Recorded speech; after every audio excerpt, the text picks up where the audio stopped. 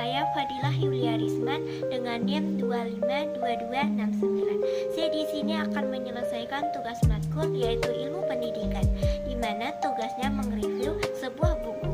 Buku yang saya ambil berjudul Konfigurasi Politik Pendidikan Nasional.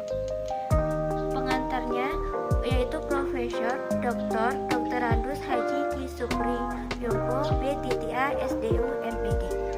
Baiklah, kita akan membuka halaman yang pertama, di mana judulnya Konfigurasi Politik Pendidikan Nasional. Pengantarnya Ki Supri Yoko et al. Editornya Ali Mudi Abdul. Layoutnya Sigit Purnama. Cetakan pertamanya H.M. Yogyakarta, Pustaka Fahima 1427/2007. Penerbitnya Pustaka Fahima, Komplek Babarsari Plaza, Kampling nomor 5, lantai 2, Jalan Babarsari, Yogyakarta. Baiklah, kita akan membacakan apa saja di dalam isi daftar isi. Di dalam daftar isi ini terbagi menjadi tiga bagian. Bagian pertama yaitu makna dan paradigma. Dan di dalam makna dan paradigma ini terbagi menjadi 2 poin. Poin pertama yaitu hakikat politik pendidikan. Pengantarnya adalah Profesor Dr. Haji Ki Supri Yoko MPD. Poin yang kedua adalah ideologi dan paradigma pendidikan nasional. Pengantarnya adalah Ali Muhdi MPTAG. Bagian yang keduanya ada orientasi pendidikan. Orientasi pendidikan ini terbagi menjadi 6 poin. Poin yang pertama adalah pendidikan sebagai pembentuk manusia berkualitas. Pengantarnya adalah Fauzan MPTAG. Yang kedua, pendidikan sebagai pembentuk kemandirian bangsa. Pengantarnya adalah Jamila MPTAG. Dan poin yang ketiga adalah pendidikan sebagai pembentuk bangsa berkarakter. Pengantarnya adalah Salma Fatin MPTAG. Poin yang keempat, pendidikan sebagai media pengembang ilmu, pengetahuan, dan teknologi. Pengantarnya adalah Nurul Fahmi MPTAG. Selanjutnya, pendidikan sebagai pendorong dan penunjuk arah perubahan sosial. Pengantarnya adalah Arifin MPTAG. Terakhir, pendidikan sebagai penyangga peradaban bangsa. Pengantarnya adalah Ibnu Hatun MPTAG. Selanjutnya kita akan masuk ke bagian yang ketiga, yaitu posisi dan reformasi pendidikan. Posisi dan reformasi pendidikan ini terbagi menjadi 5 poin. Poin yang pertama adalah kebijakan desentralisasi dalam otonomi pemerintahan. Pengantarnya adalah Muhammad Muslim MPTAG. Poin yang kedua adalah posisi pendidikan swasta dalam Sekdiknas. Pengantarnya adalah Tajudin Masnuh MPTAG. Poin yang ketiga, posisi pendidikan agama dalam Sekdiknas. Pengantarnya adalah Abdul Aziz MPTAG. Poin yang keempat, reformasi pendidikan sebagai tuntutan. Pengantarnya adalah Ali Muhdi Abdul MPTAG. Terakhir, epilog politik pendidikan nasional atau birokratisme yang ringan. Pengantarnya adalah Dr. Ainur Rafiq Dawam MPTAG. Saya akan mengulas tiga materi dari buku ini. Yang pertama, hakikat politik pendidikan. Yang kedua, pendidikan sebagai pembentuk manusia berkualitas. Yang ketiga, pendidikan sebagai pembentuk bangsa berkarakter. Kita masuk bagian pertama, yaitu makna dan paradigma. Hakikat politik pendidikan nasional. Menurut Muhammad Daud Ali di dalam bukunya Pendidikan Agama Islam 2000, disebutkan politik itu berasal dari bahasa Latin politicus atau bahasa Yunani politicus, yang artinya adalah sesuatu yang berhubungan dengan warga negara atau dengan warga kota. Dalam Undang-Undang Sistem Pendidikan Nasional atau Sekdiknas pasal 1 Undang-Undang Nomor 20 Tahun 2003 tentang Sekdiknas disebutkan bahwa pendidikan adalah usaha sadar dan terencana untuk mewujudkan suasana belajar dan proses pembelajaran agar peserta didik secara aktif mengembangkan potensi dirinya untuk memiliki kekuatan spiritual keagamaan, pengendalian diri, kepribadian, kecerdasan, akhlak mulia, serta keterampilan yang diperlukan dirinya, masyarakat, bangsa, dan negara. Disebutkan pula dalam pasal di atas bahwa pendidikan nasional adalah pendidikan yang berdasarkan Pancasila dan Undang-Undang Dasar Negara Republik Indonesia tahun 1945 yang berakar berdasar pada nilai-nilai agama, kebudayaan nasional Indonesia, dan tanggap terhadap tuntutan perubahan zaman. Politik pendidikan nasional ini dimaksudkan sebagai pendekatan atau metode yang didasarkan pada kebudayaan bangsa Indonesia guna mempengaruhi pihak-pihak tertentu dalam rangka mencapai tujuan pendidikan nasional. Tujuan pendidikan terbagi menjadi 4, yaitu yang pertama, menurut pandangan umum, tujuan pendidikan adalah mengembangkan potensi anak didik menyangkut intelektual, keterampilan, serta kepribadiannya untuk memerankan dirinya di tengah-tengah masyarakat. Yang kedua, menurut Jacques Delors CS, tujuan pendidikan menurut Jacques Delors CS itu ada 4 pilar pendidikan versi UNESCO. Yang pertama adalah learning to know, belajar untuk mengetahui. Maksudnya adalah peserta didik bukan hanya saja tahu, tetapi juga memahami. Belajar itu harus dapat memahami apa yang dipelajari, bukan hanya dihafalkan, tetapi harus ada pengertian yang dalam. Yang kedua adalah learning to do, yaitu belajar untuk dapat berbuat. Maksudnya adalah si anak mampu dia mengimplementasikan, belajar untuk melakukannya. Lebih ditekankan pada bagaimana mengajarkan anak-anak untuk mempraktikkan segala sesuatu yang telah dipelajarinya. Selanjutnya, yang ketiga adalah learning to be, belajar untuk menjadi dirinya sendiri. Maksudnya adalah peserta didik dapat melakukan sesuatu yang diinginkannya atau mengaplikasikan dirinya sendiri sebagai individu yang berkepribadian utuh dan bertanggung jawab sebagai individu sekaligus sebagai anggota masyarakat.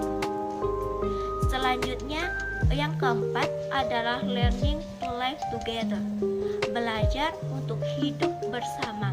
Maksudnya adalah peserta didik tersebut sudah dapat bersosialisasi atau belajar hidup bersama. Pada dasarnya adalah mengerjakan, melatih, dan membimbing peserta didik agar mereka dapat menciptakan hubungan melalui komunikasi yang baik. Yang ketiga adalah menurut United Nations for Development Program atau UNDP. Tujuan pendidikan menurut UNDP itu dikenal dengan istilah the seven rhythms. Yang keempat adalah pendidikan nasional. Pendidikan nasional terbagi menjadi 2, yaitu menurut Undang-Undang Dasar tahun 1945 dan menurut Undang-Undang Sistem Pendidikan Nasional atau Sikdiknas. Yang pertama adalah menurut Undang-Undang Dasar tahun 1945 di dalam pasal 31 ayat 3 Undang-Undang Dasar Negara Republik Indonesia tahun 1945 disebutkan secara eksplisit bahwa pemerintah mengusahakan dan menyelenggarakan suatu sistem pendidikan nasional yang meningkatkan keimanan dan ketakwaannya serta akhlak mulia di dalam rangka mencerdaskan kehidupan bangsa yang diatur dengan undang-undang. Yang kedua, menurut Undang-Undang Sistem Pendidikan Nasional atau Sikdiknas dalam pasal 3 Undang-Undang Nomor 20 Tahun 2003 tentang Sikdiknas disebutkan bahwa pendidikan nasional berfungsi mengembangkan kemampuan dan membentuk watak serta peradabannya bangsa yang bermartabat dalam rangka mencerdaskan kehidupan bangsa, bertujuan untuk berkembangnya potensi pendidikan peserta didik agar supaya menjadi manusia yang beriman, bertakwa kepada Tuhan Yang Maha Esa, berakhlak mulia, sehat, berilmu, cakap, kreatif, mandiri, menjadi warga yang demokratis serta bertanggung jawab. Baiklah, kita masuk materi yang kedua adalah pendidikan sebagai pembentuk manusia berkualitas. Pendidikan dalam bahasa Inggris disebut dengan education berasal dari bahasa Latin education atau educar yang berarti menghasilkan dari kepribadian yang tersembunyi atau potensial, yang di dalamnya terdapat proses menghasilkan dan mengembangkan. Di Indonesia, bentuk sistem pendidikan itu terbagi menjadi dua, yaitu pendidikan formal. Pendidikan formal adalah lembaga sekolah atau lembaga resmi yang pendidikannya diadakan di tempat tertentu seperti gedung sekolah, teratur secara sistematis, mempunyai jenjang dan kurun waktu tertentu. Contohnya SD, SMA, SMP, TK, dan lain sebagainya. Yang kedua yaitu pendidikan non-formal. Pendidikan non-formal ini berfungsi untuk menunjang pendidikan formal dan dia tidak pendidikan secara resmi. Contohnya seperti bimbel. Yang ketiga, pendidikan informal. Biasanya pendidikan ini berlangsung di tengah lembaga keluarga ataupun di lingkungan sekitar keluarga. Contohnya seperti pasar, terminal, waktu istirahat sekolah, dan tempat-tempat umum lainnya. Contoh pendidikan ini di dalam lingkungan keluarga, seorang ibu yang mengajarkan etika, sholat kepada anaknya, dan lain sebagainya. Dari beberapa kasus pendidikan yang terjadi, mutu pendidikan akan tercapai apabila memperhatikan hal-hal sebagai berikut. Yang pertama, dalam pendidikan. Yang kedua adalah kualitas guru. Usaha pemerintah dalam meningkatkan mutu. Yang pertama, menambahkan anggaran dana pendidikan. Yang kedua, melakukan perubahan kurikulum. Dan yang ketiga, melaksanakan rekrutmen guru. Bentuk manusia berkualitas tentu saja tidak semudah membalik telapak tangan. Memang langkah yang paling tepat dalam membentuk manusia berkualitas adalah melalui jalur pendidikan. Dalam bahasa Kamus Besar Bahasa Indonesia disebutkan pendidikan adalah suatu proses pengubahan sikap dan tata laku seseorang atau kelompok dalam usaha mendewasakan manusia melalui upaya pengajaran dan pelatihan. Pendidikan sangat penting bagi ikhtiar membangun manusia yang berkualitas yang ditandain dengan peningkatan kecerdasan, pengetahuan, dan keterampilan. Selanjutnya, materi yang ketiga atau materi terakhir adalah pendidikan sebagai pembentuk bangsa berkarakter. Pendidikan adalah semua perbuatan dan usaha dari seorang pendiri untuk mengalihkan pengetahuannya, kecakapannya, serta keterampilannya kepada anak didik untuk mengarahkan pada perubahan yang lebih baik sebagai langkah untuk melestarikan dan menjaga nilai-nilai kepribadiannya yang harus sesuai dengan cita-cita luhur bangsanya. Membangun karakter menurut Johar dikategorikan sebagai komponen kurikulum yang mencapainya tergantung pada proses pendidikan daripada substansi pendidikannya. Bagaimana kebiasaan siswa belajar yang akan mewarnai karakter mereka. Karakter tidak dapat diajarkan, akan tetapi diperoleh dari pengalaman mereka. Oleh karena itu, harus dilatihkan kebiasaan mereka sehari-hari yang dapat menghasilkan pengalaman pada diri peserta didik. Inilah yang akan dapat membangun karakter bangsa. Dan oleh karena itu, situasi dan kondisi yang memberikan pengalaman belajar terhadap mereka yang perlu dikontrol.